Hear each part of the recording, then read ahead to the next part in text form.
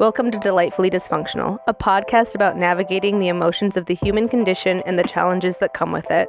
I'm Keilani Persian Mason, a psychotherapist and life coach with James Timmons, an ever-curious human. This is not a replacement for mental health therapy. Please seek out mental health care if that's what you're needing. This is an opportunity for self-healers to dive deep and understand more about themselves.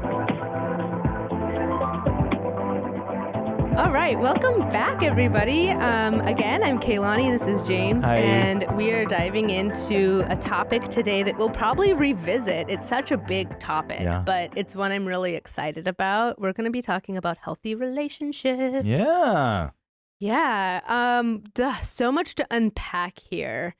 The more that I learned about healthy relationships, it really felt like it was a good blueprint for what I needed to find, because if we grew up in a home that was maybe unstable or inadequate or toxic, that kind of becomes our blueprint for what's normal. And it can be easy then to gravitate towards things that are not healthy unconsciously. For sure. Yeah. Like you hear a lot about people who enter into toxic relationships and then they end one and they find somebody else who is just like the last one. And then when you start to unpack that, you realize that that was kind of their upbringing and that was modeled for them. So that was their place of comfort, right?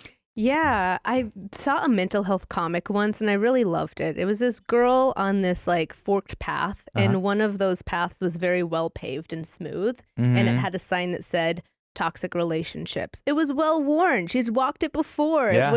It was familiar and so comfortable, even if kind of like the devil, Yeah, right? yeah. And then the other path that said like, navigating healthy relationships went right into a jungle because it's unknown and it's scary and like, I don't know what that looks like. I don't know what to do.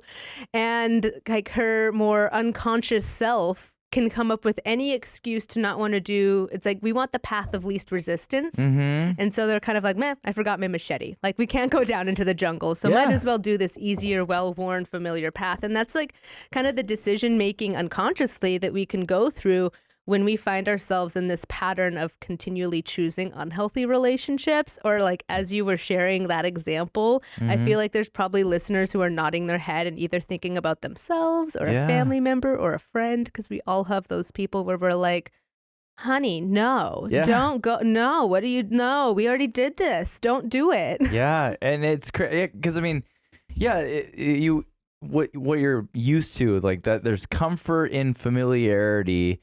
But I mean, but then in the back of your mind, when you do something like self-destructive or you are in a toxic relationship, you know, like I shouldn't be doing this. I shouldn't be here, but it's exciting. Like I know how to navigate through it. I already have all my defenses from the last one or whatever. You're battle tested. But then, I mean, I imagine, because I'm single at the moment, and so. He's single and ready to mingle.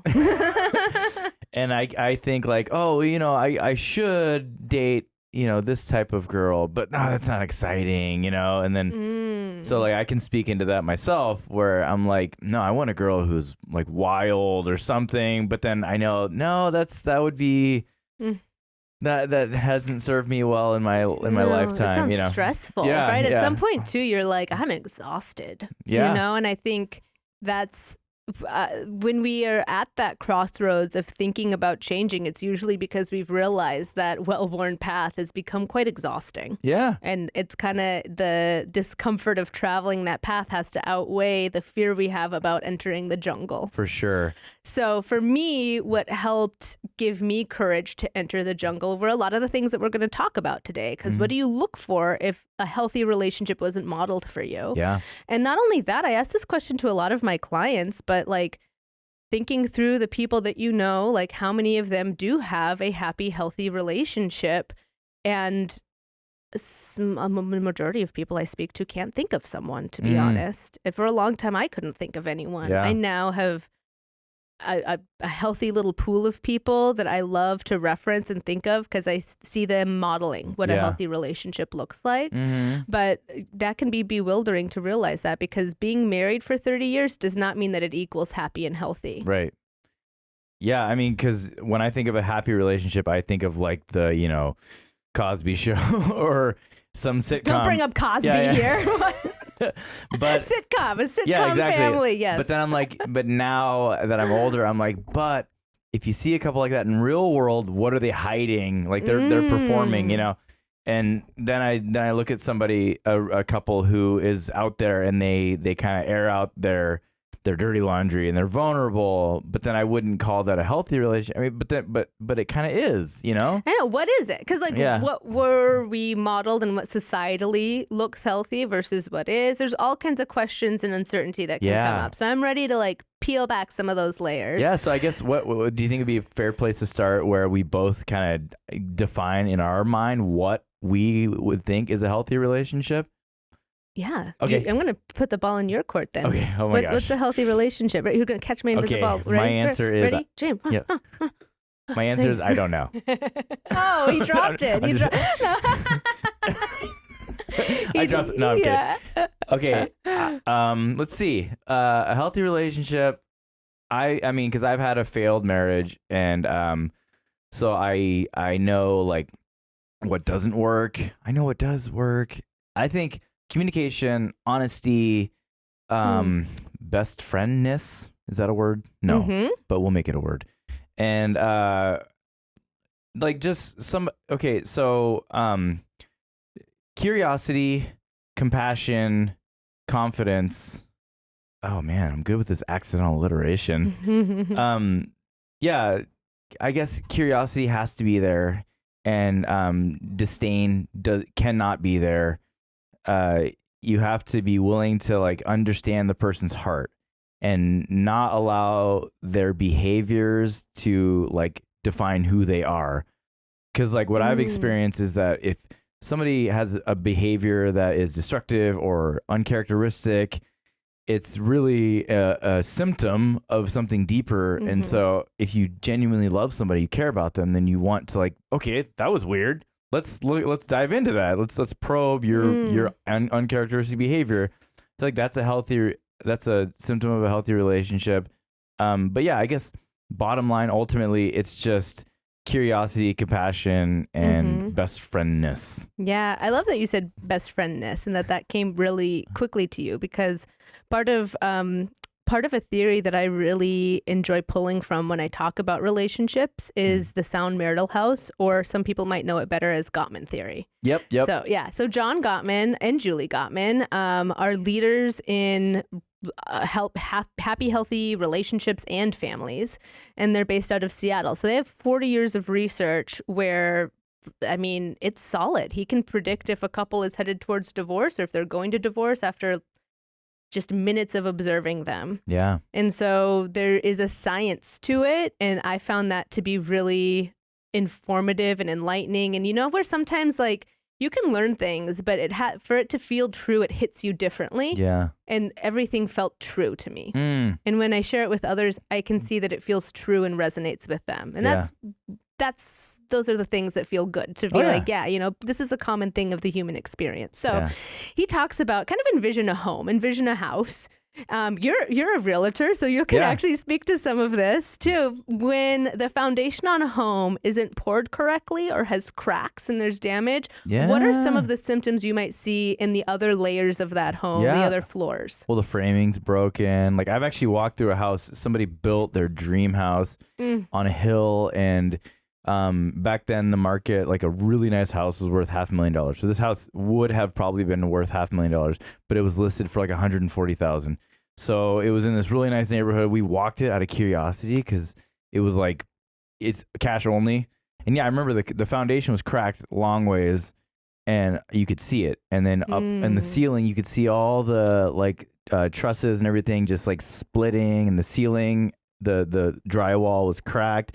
So yeah, no bueno. Yeah, so the bottom, like you said, the foundation cracks. Yeah. Everything else is just even worse, Yeah, doors don't shut, windows don't shut, balls rolling across the floor. Yeah, all kinds of things. So I love actually that you gave more detail into this house, because if I were to translate that into a marriage using this sound marital theory, I would say that there was a couple who wanted an idea of perfection for their marriage. And they had a beautiful, pretty picture of what that looked like. And they did not take the time to do the work into the foundation of that. Yeah. Therefore, they were not able to have that foundation, which is friendship, which is knowing your partner, or what Gottman would call love maps. Truly know that curiosity and always getting to know them, because who you are now is not who you were a year ago in your marriage, is not who you were 10 years ago. Yeah. So continual curiosity to know your partner, that's that foundation. The metaphor that you present with the house you're describing says, these people did not care to get to know their partner. They were checking a box saying we're married and we have this beautiful home. We invested in this beautiful space and we're going to just want to show that it's pretty. We spent thousands of dollars on this big, beautiful wedding, but it's all about the presentation in the show, not the substance inside. Yeah. Oh, you're just dropping bombs right now. Boom, boom, boom, boom. So moving back to like how we would envision this theory, that foundation is the friendship. When that is solid and strong, when we're continually wanting to invest into the relationship that way, then it's going to be easier to share fondness towards your partner. You're not going to withhold that. You're going to want to turn towards them instead of away when an argument comes up. You're going to want to solve it because you see their goodness. Yeah. And you don't just make an assumption about, you know, worst case scenario, what this or that could mean. Yeah. You're going to be able to not only solve solvable problems like who's doing the dishes tonight, but also solve perpetual problems, like, which I think was a really healthy thing to realize too. You're never going to find a perfect partner. Right. There's going to be something that will be nails on a chalkboard. It's finding a partner who you can accept their perpetual problem. Yeah. I can handle that difference. Yeah. And for those of you who are in a relationship, you might identify what that perpetual problem is by thinking about what is that argument that we keep coming back to? Like, oh my gosh. And like, all right, is that something I can live with? Can I accept that? But to be able to talk about it with them is still an important part of it. If we're not spending time with one another, and I don't have like a positive perspective towards you, which is based out of this friendship, it's going to be really difficult to not want to like villainize your partner when it comes to those perpetual problems. For sure. Yeah. So, I mean, like, I think everything you're saying just goes right back to curiosity, because I learned this quote from Ted Lasso, who I love. Love Ted Lasso. But he was quoting Walt Whitman in the famous dart scene in Ted Lasso, and he says, always, what does he say? Always be curious, never judge.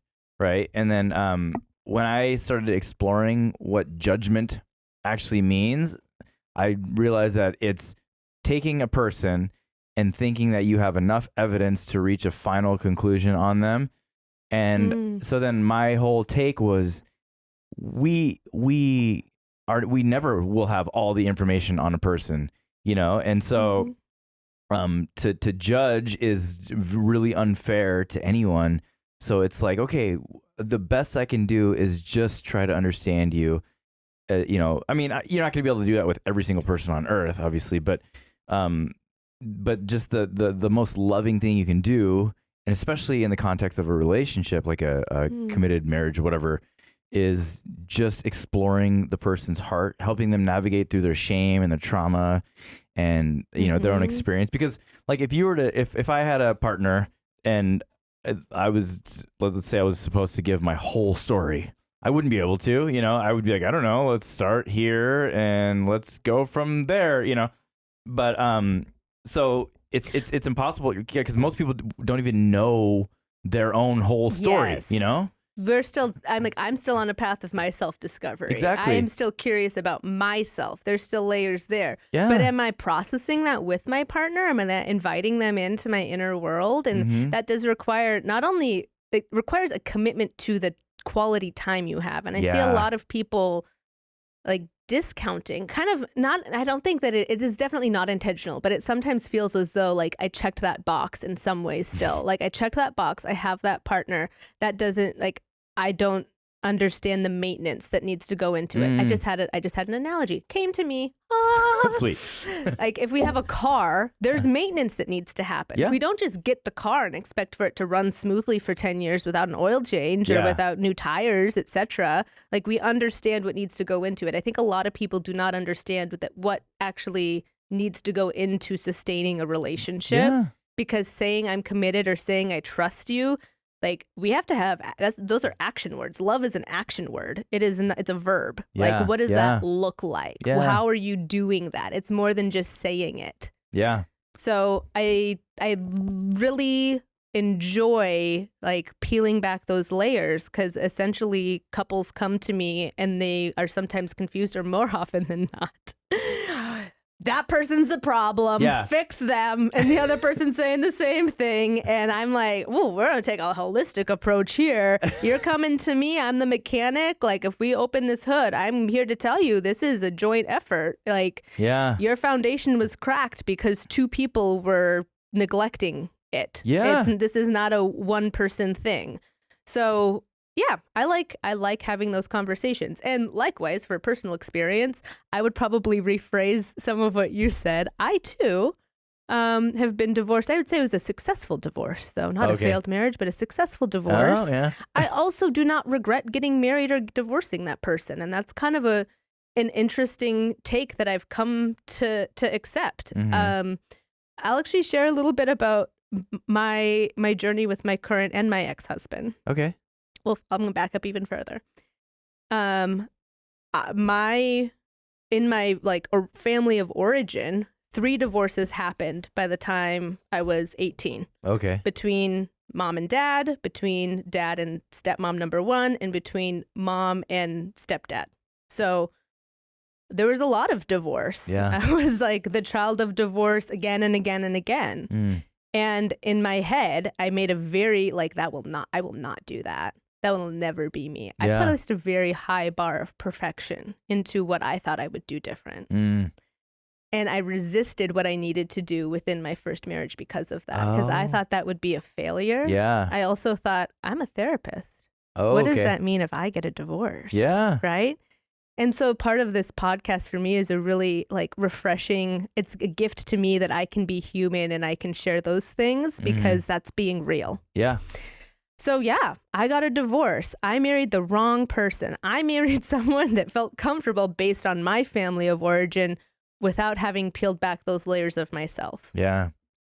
I met my current husband, Zach, and we dated and we broke up after a few months. And I said to him, this is supposed to be something. But I had a very real sentiment of if you love it, let it go. Oh, okay. And then I met my first husband and he wanted me, and that felt good. Oh, wait, hold on. He wanted to be in the relationship. You met Zach before your last marriage? I met Zach before my first husband. That's interesting. Go ahead. Yes, yeah, I did. So we'll call my first husband Bob. Okay. I don't know why Bob just came to me. Bob. His real name's Roberto. I'm just kidding. So... yeah, I mean, I committed to Bob because I had a pretty picture that I wanted in my mind. Yeah. And I thought Bob is someone who seems to want to be here. Okay. Yeah. And then things unraveled. Yeah. I probably should have left it if I was really listening to my intuition within the first year. Okay. But I didn't. So I was with Bob for 5 years. Mm-hmm.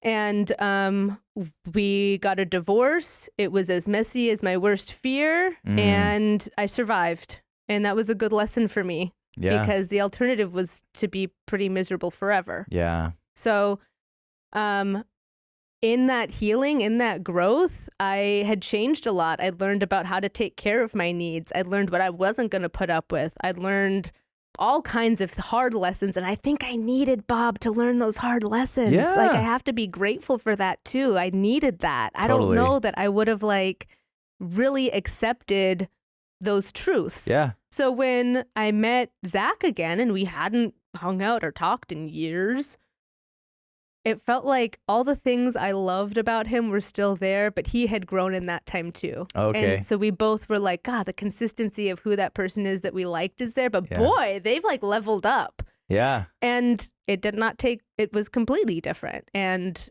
it was a strong knowing, and I would not say this is everyone's path or this is what one should do, but 5 months later we were married and I would never regret it. And so it's a unique, windy path. And I share that also because these are the tenets that helped me understand what I needed to leave behind and what was worth pursuing. Yeah. Yeah. Thank you for sharing that. Yeah. I like what you said about like Bob.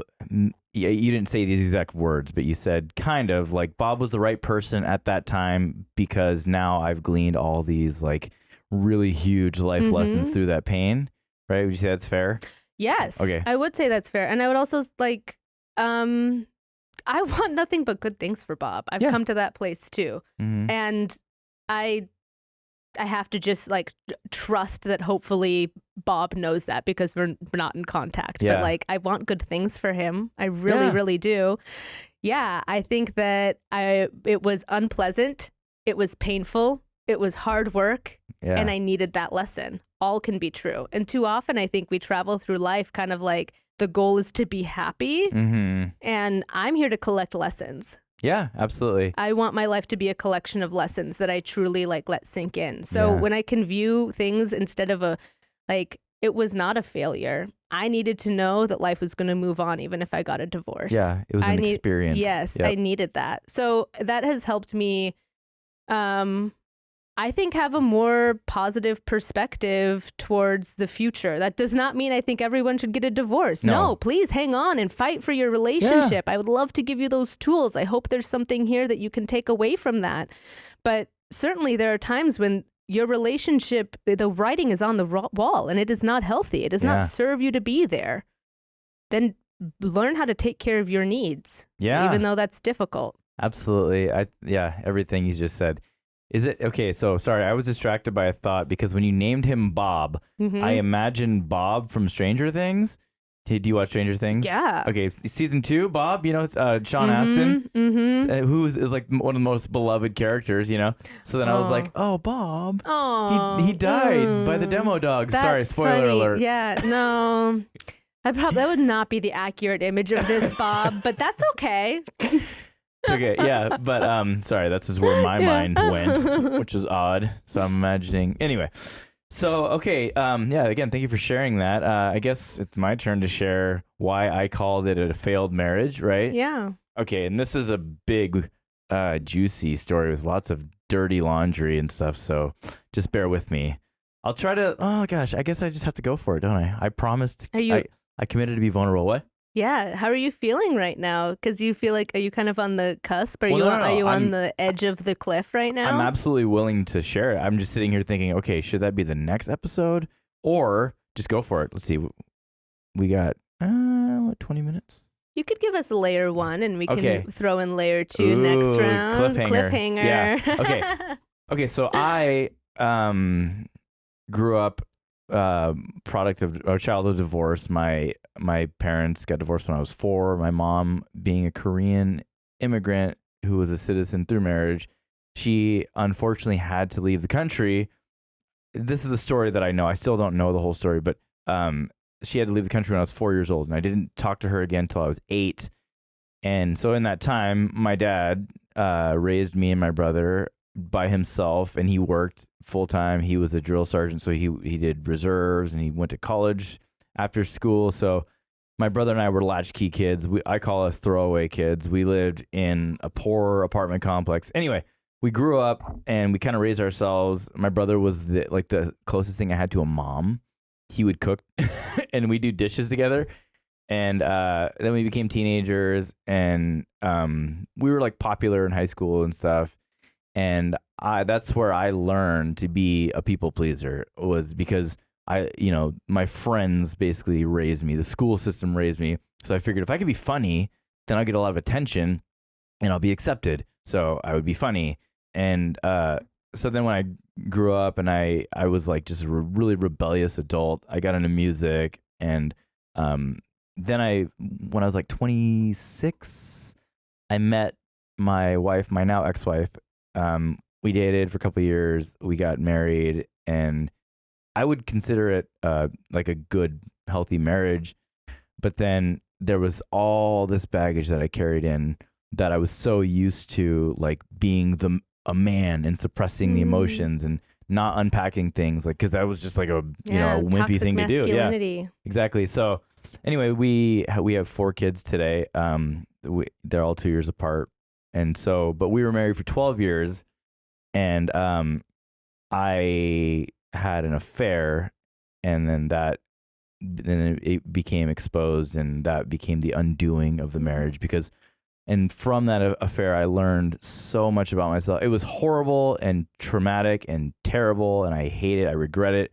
But and that, yeah, my marriage is over, and I would have said, like several months ago, I would have told you that ruined my life. But I learned so many lessons in that short time, more lessons in that 1 year span than all the rest of my life combined. And then it forced me, at one point I checked into a mental health facility, and it forced me to like deal with everything, and just like, why did I do this? Like, I wouldn't have done this, and I learned that, the neglect, the starvation that I had from no mom, from that nurture, from that encouragement and cheerleader that moms typically are, I didn't have that. And I'm not saying that's the reason. That's one of the many, many variables. But if I could go earliest in my life, that was probably the beginning. And so in my marriage, my wife, who again I wish nothing but the best for, she's an amazing mom. She was an amazing wife. But she didn't really feed that as much as I needed, I guess. Because I noticed that during the course of my marriage, I would still become like, I would gravitate toward women. If a woman like earnestly gave me a compliment, any compliment, I would spend way too much time thinking about that woman later, and I would become like attracted to them. They wouldn't even have to be physically attractive or anything. I would just, like, oh, I felt a connection there. I remember I would watch movies, and like the movie Can't Buy Me Love, the 80s movie. The main girl, I can't remember her name, but she like encourages the main guy, whatever his name is. And I remember watching that movie and like having such a huge crush on that character, because there was one moment of encouragement in that movie. And so I was so starved that any little morsel of encouragement was just like, oh, give me more. I need more. So then, and approval. Yeah, right? exactly. Like approval and just acknowledgement. Yeah. Which my wife did her best with all that, but I just was so hungry for it. So then, like, when my former mistress came along, she was very, very flattering and would tell me everything I ever wanted to hear. So then looking back, I became like addicted to this person. Kind of stroked that ego and met that need that you had not identified at that time was such a strong need. Yeah. And I mean, I did something awful by having an affair with her, but I can tell you that was probably the primary reason, was because like I just, every time there was a little bit of pain in my regular life, I would escape to like that drug, like that hit, because it would feel like a dopamine rush or whatever. And so then the more and more I would immerse myself into that whole like false world, it would become even more addictive, and my impulses would dominate more, and I'd be more compulsive. And so I would turn to her even more. And yeah, eventually it just became out of control. And then that led to my eventual divorce. Yeah. So yeah, Thank you for sharing. Yeah, you went there, man. You went there. So we'll unpack that way more in the future. But one thing that I wanted to bring up in your story is the duality of things. Yeah. I think in our human brains, I find this to be true for myself. I see it with my clients. We kind of want it to be one thing. And I think it's a really, like, we have in our culture too, I think there's a lot of toxic black and white thinking. For sure. And so even the name, delightfully dysfunctional, these seem opposites that we're combining. To me, this is like, look for the gray, look for the middle ground. So in what you're saying, I wanted to also say, this is not the story of a man who's saying what he did was okay because he was driven by unconscious pain and trauma in his past. Yeah. And this is not a man who's saying, I don't know, you're also not saying I want to hide from it and ignore that it happened. You know, you can say, this was incredibly painful. I hurt people I loved. And at the same time, I was in pain. Yeah. Like, I think we want there to be a victim in a story and that the other person doesn't get to also have pain. Like, you have to earn the right to feel it. Yeah. And I'm also not saying, like, stay in victim mentality. This is the balance I'm talking about. Like, try to hear the nuance here that, like, you get, yes, you are processing through that. You caused pain. But what are the lessons within that? How can we have better insight? It's a mix of family of origin, the partner we picked, the things we neglected, what was neglected in the foundation. It's a mixed up ball of twine. Yeah. And then I think there can be more honest insight from that place instead of like, this is what it is in black and white. Like, that's not the world we live in. Well, and like, I'm glad you said that, because like, the worst thing you can do with a situation like that, and this happens all the time, especially with infidelity, is that there is a mountain of shame now that you carry.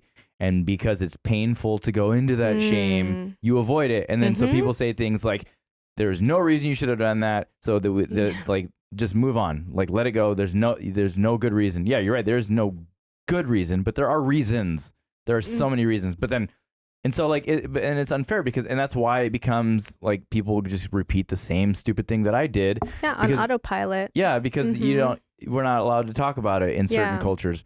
But it's so important to like lean into that shame and go there and say, okay, well, it might be, but I mean, I get that there are people that were hurt and traumatized from how I made them feel. They might have felt betrayed, and so those are probably not the right people to go navigate through that with. But you yourself, when you've done something uncharacteristic, you do have a responsibility, in my opinion, to navigate through your shame and figure out, like, what did I do? Why did I do it? And how can I, like, which will pretty much help that you won't do that in the future, Yeah, I think your options at that point are, do I do this? Yeah. And even though it's hard and scary and I have to stare at my shame and navigate it, do I do this scary work? Yeah.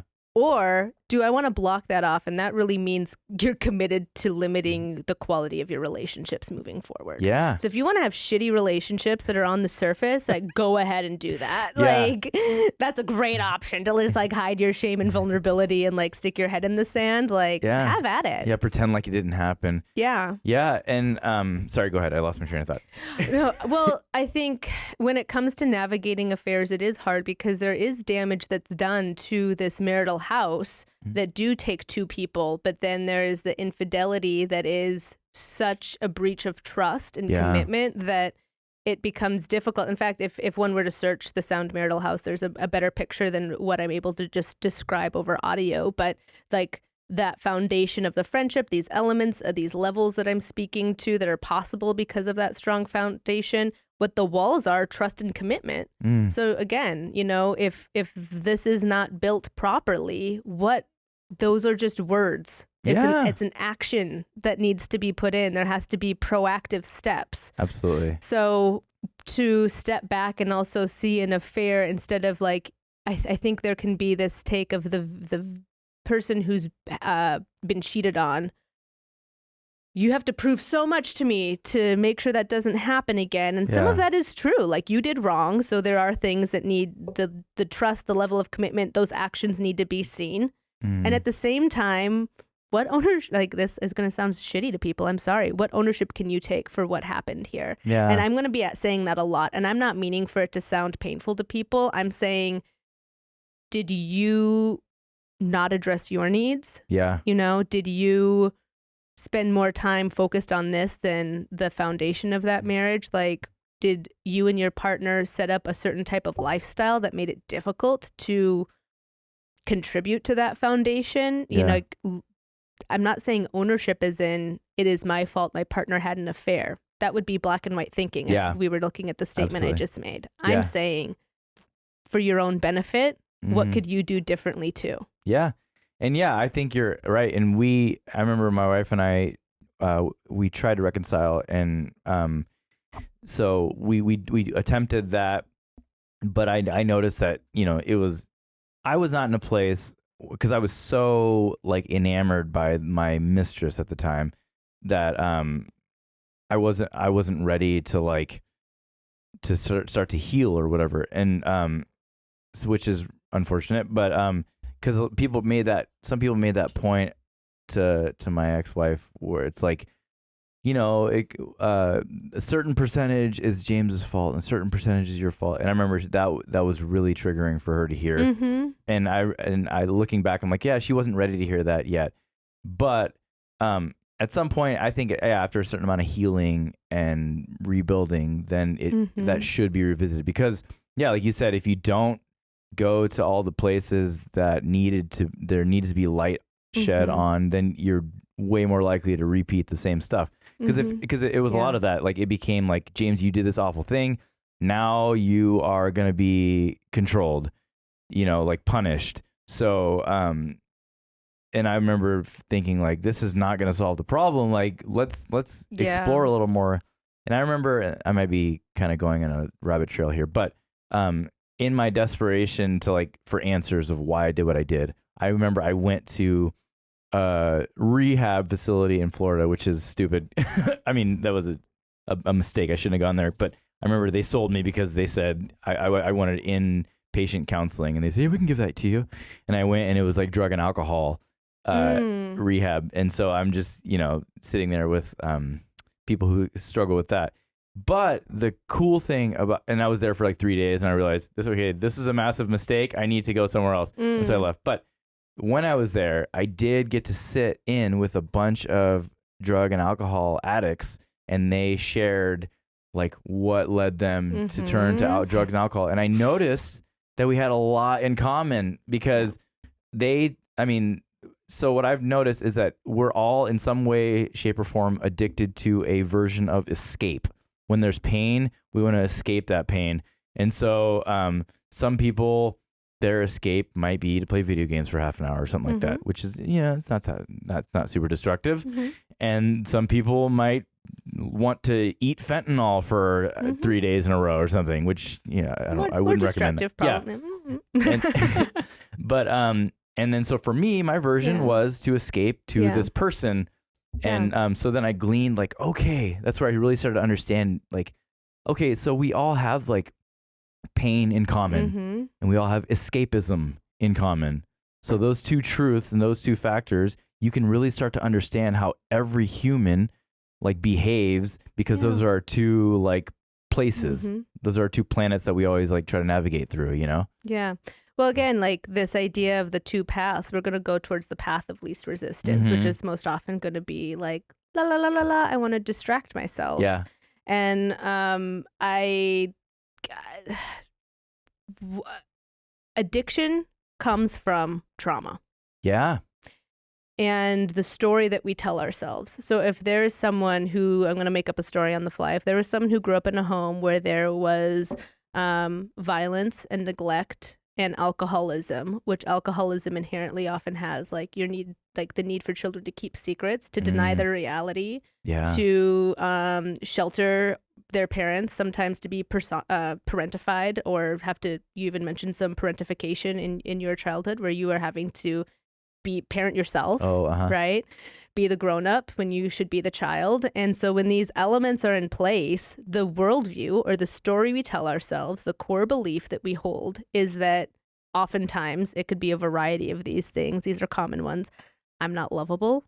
I'm not worthy. I have to be easy to be around or people-pleasing. Yeah.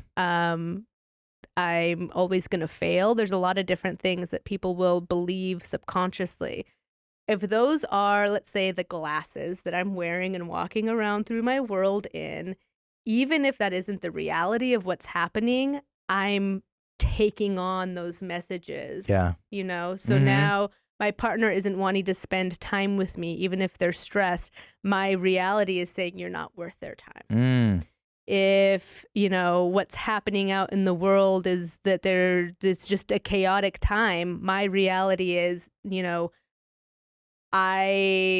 people aren't coming to take care of me. I'm not worthy. Yeah. Whatever it might be. There's a lot of ways we can carry and hold this inaccurate and untrue message that obviously is going to cause us to want to hide. Yeah. Cause us to want to cover that up in any way, shape, or form.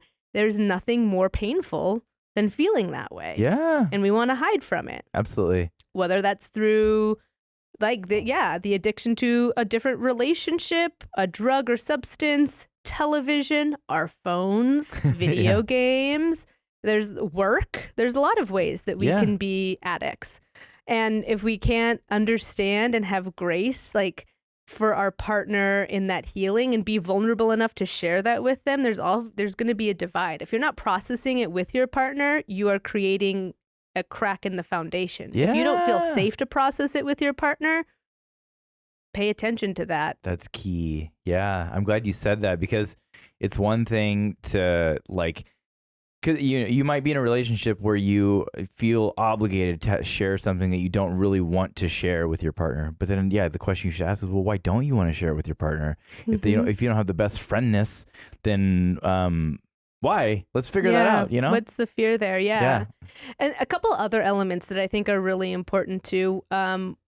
John and Julie Gottman also talk about the 4 horsemen of the apocalypse. And these are the things that if they're present in your marriage, like they should be red flags. Let's identify them for what they are. Yeah. And that would be contempt, defensiveness, stonewalling, and criticism. And so it's also navigating, how do I diffuse that? Because obviously if that foundation isn't strong, it's going to be a lot easier for things to come out in a snappy way. Whereas instead of saying, I might have a softness if there's that BFF vibe with my partner, and I'd be like, hey, hon, go ahead and do the dishes, please. That'd be wonderful. Thank you so much. Like, then we can do this later. Versus if I'm feeling bitter, we haven't had that close, calm, like vulnerable, fun time together, all these things that make up that foundation. Instead, I'm going to be like, have you even freaking done the dishes? Like, I'm done. I'm over it. Why aren't you doing them? We've talked about this. Yeah.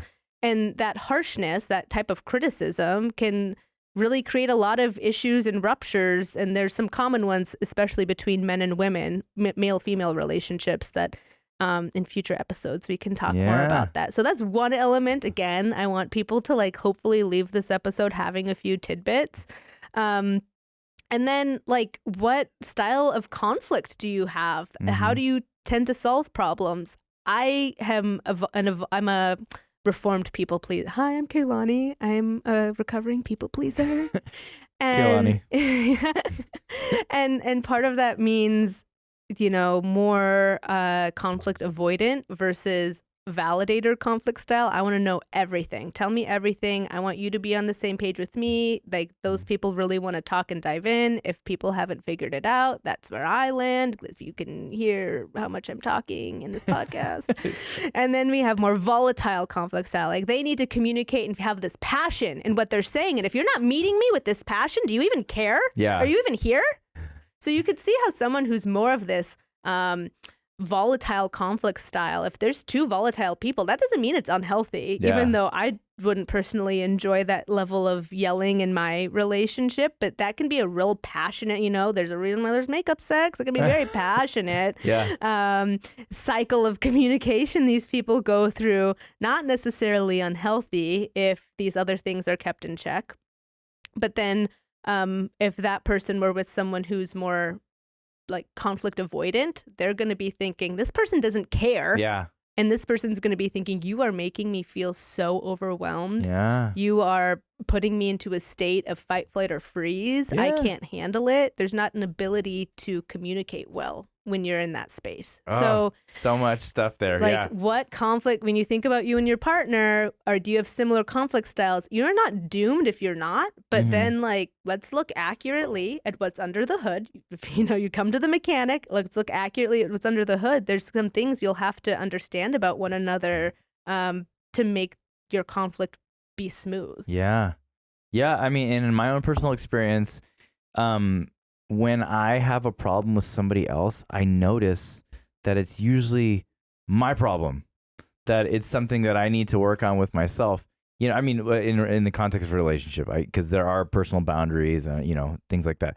But because a lot of times a toxic relationship, in my opinion, and my take, is that the 2 people have not done much self-work and they just want the other person to serve their needs. And it's very selfish, So that's one example. Yeah, I think there's a lot of different ways we could peel back those layers. In fact, we have someone who wrote in and wanted some advice on their relationship issue. So go ahead and tell us what this person wrote in so we can see if we can give them some advice. For sure. Okay. So it's written by Anonymous. Ooh, Anonymous. Anonymous writes, I want a healthy relationship, but I am not meeting quality people. I've had bad relationships in the past where I've self-sabotaged, but I do not know how to find something healthy. I know I'm afraid and I feel stuck. How do I do things differently? Oh, man. I wish we had Anonymous here so I could ask him some questions, but I do have thoughts on that. Yeah, absolutely. Yeah. So they're not meeting quality people. I think I would want to know, where is it that they are spending their time? I mean, and what is their definition of a quality person? Yeah. So where do quality people hang out, and where are you spending your time? If you're spending your time at the bars all the time, not that there's not good people hanging. I've met my husband at the bar, but like, if that is not where the majority of the people that you view as quality are spending their time, I would suggest that you edit the way you spend your time. Yeah. Right? So looking at that piece, I think that's important. I think if they've noticed some self-sabotaging behaviors in the past, boy, it's going to be really important that they do some self-reflection and are aware of like why it is that they did that if they're not wanting to repeat it. Yeah. So it has to be more than just an I want a healthy relationship. Let it land upon. Is it in my lap? Where is it? Hello? Has it fallen from the sky? I said that I want it. But it's like there are these, again, like personal foundational elements for you to be ready for that. I would not say that my husband and I were ready when we met. I don't know how, 10 years ago, maybe it was now, longer than that.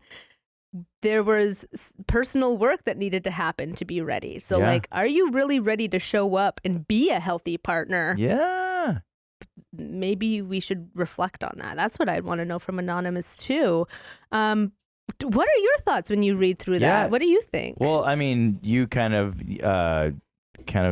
teed up some thoughts for me. Yeah. But I don't know, like I like to reverse engineer like my own behaviors. So what I've noticed is that my behaviors are a product of my desires. My desires are a product of my thoughts. And my thoughts are a product of my influences, my external influences. So like what you said, if you want healthy relationships, like go hang around the places where you think those exist. And so I totally agree. It's like, and so for me, like recently divorced, entering the dating scene, I went on like Tinder, and what I noticed is that I was trying to like fill this empty space in my life with any person, but I'm like, no, but I have all these big ambitious goals, and I want to do life, I want to build my life. And so I was like, okay, what I'm going to do now, I'm just going to focus on building my best life. And then if somebody fits organically, awesome. If not, I got my best life. Either way, I'm going to be living my best life. So I like, my personal opinion is that if you're so focused on a relationship, that should indicate that there's something missing internally. Like that in and of itself is a problem, that you're so focused on a relationship. Why do you need a relationship? You don't really need a relationship. I mean, okay, you do. Relationships are important. That's the quality of life. But you don't need a relationship if you're jumping into it for the sake of just having a relationship. Yeah, exactly. And that's like a subcontext I'm hearing. And also like that, well, honestly, like I think there's a lot of people, there might be some commitment phobia I'm kind of picking up on this person too, perhaps. The self-sabotaging behavior, that's kind of a part of commitment fears. Yeah. And so I'm also thinking about, and what you were saying, it's bringing me to this thought of like the relationship with yourself improving the relationship with yourself will pave the path to finding that healthy person in your life. That absolutely, exactly the way you said that is perfect.